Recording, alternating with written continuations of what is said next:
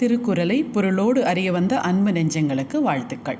இன்றைக்கி ஒரு புது அதிகாரம் ஒப்புரவறிதல் அப்படின்னு பார்க்க போகிறோம்.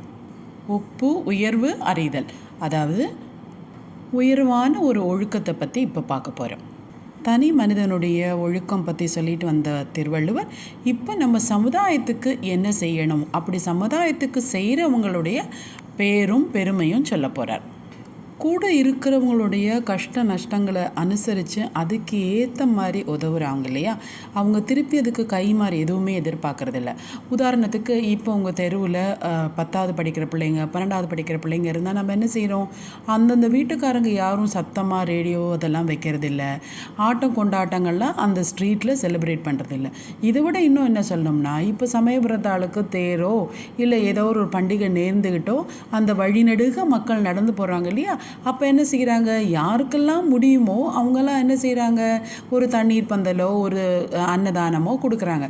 இது யாரோட கட்டாயத்திலும் பேரில் இல்லையே, அவங்களுக்கு அது கொடுக்கணும்னு தோணுது. அதே மாதிரி திருப்பி ரிட்டர்ன் எதுவும் அவங்க எதிர்பார்க்குறதே இல்லை.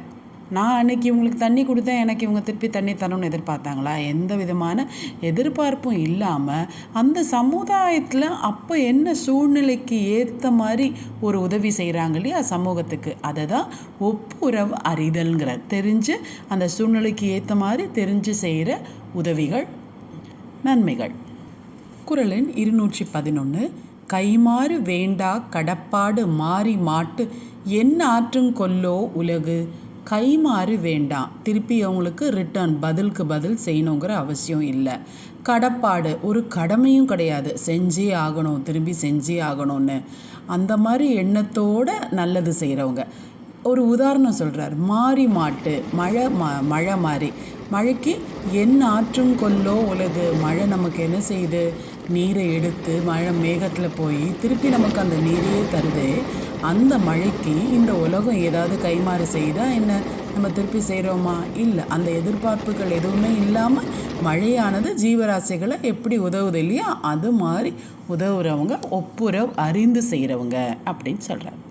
குறளன் 212 தாளாற்றி தந்த பொருளெல்லாம் தக்காருக்கு வேளாண்மை செய்தற் பொருட்டு. தாளாற்றி தந்த பொருளெல்லாம், தான் ரொம்ப முயற்சி செஞ்சு சேர்த்த இல்லை தனக்கு கிடைச்ச பொருட்கள் எல்லாத்தையுமே தக்காருக்கு வேளாண்மை செய்தற் பொருட்டு.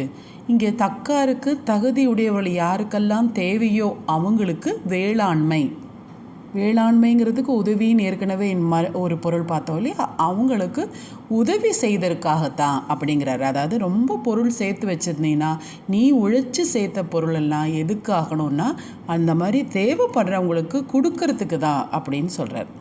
இது இந்த ஒப்புரவாளனுடைய குணமாக சொல்லப்படுறது. குறள் எண் 213 புத்தேழ் உலகத்தும் ஈண்டும் பெறலரிதே ஒப்புரவின் நல்ல பிற அப்படிங்கிறார். புத்தேழ் உலகத்தும், இனி வரக்கூடிய புதிய உலகத்துலேயும் நீங்கள் இன்னும் கேலக்சிஸு அனதர் சன் ஃபேமிலி எல்லாம் கண்டுபிடிக்க போகிறாங்களே, எப்படி இனி கண்டுபிடிக்க போகிற காலத்திலும் அந்த உலகத்திலும் ஈண்டும் இந்த உலகத்திலும் பெற அரிதே, பெறதுக்கே ரொம்ப ரேரானது, ரொம்ப கொஞ்சமாக இருக்கிறது யார், இந்த ஒப்புரவின் நல்ல பிற. இந்த மாதிரி ஒப்புர குணம் உள்ள ஆளுங்க பிறக்கிறதுங்கிறது, நல்ல பிறக்கிறது ரொம்ப அரிது தான், கொஞ்சமாக தான் இருக்கும் அப்படின்னு சொல்கிறார். கரெக்டு தானேங்க. இந்த மாதிரி ஒரு தயாள குணம் தனக்கு காட்டிலும் அடுத்தவங்களுக்கு கொடுக்கணும், எந்த பிரதி உபகாரமும் இல்லாமல் அடுத்தவங்களுக்கு உதவி செய்யணும்னு நினைக்கிற குணம் எல்லாருக்கும் வர்றதில்லையே. தவறி போய் ஆற்றுல விழுந்தவனை காப்பாற்றுறதுக்கு எத்தனை பேரால் முடியுது? காப்பாற்றணும்னு நினைக்கிறவனுக்கு நீச்சல் தெரியாது, நீச்சல் தெரிஞ்சவனுக்கு காப்பாற்றுற மனசு இருக்காது, தைரியம் இருக்காது, வெளியிலேருந்து ஃபோட்டோ எடுக்க தான் முடியுது.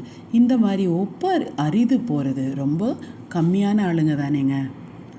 குறளின் 214 ஒத்தரவோன் உயிர் வாழ்வான் மற்றையான் செத்தாருள் வைக்கப்படும். இப்போ பாருங்கள், நம்ம எல்லாத்தையுமே ஒரே போடா தாக்கிட்டார். ஒத்தரவோன், இந்த மாதிரி அடுத்தவனோட துயரத்தை அடுத்தவங்களுக்கு உதவி செய்யணுங்கிற எண்ணத்தோட உயிர் வாழ்வரவங்க தான் வாழ்கிறாங்க. மற்ற எல்லாருமே செத்தாருள் வைக்கப்படும், செத்த ஆளுங்களோட ஒன்றா தான் சேர்த்து வைக்கணுன்ட்டார். நம்ம சுற்றி இருக்கவங்க கஷ்டத்தில் இருக்கிறம்போது அதுக்கு ஒரு கை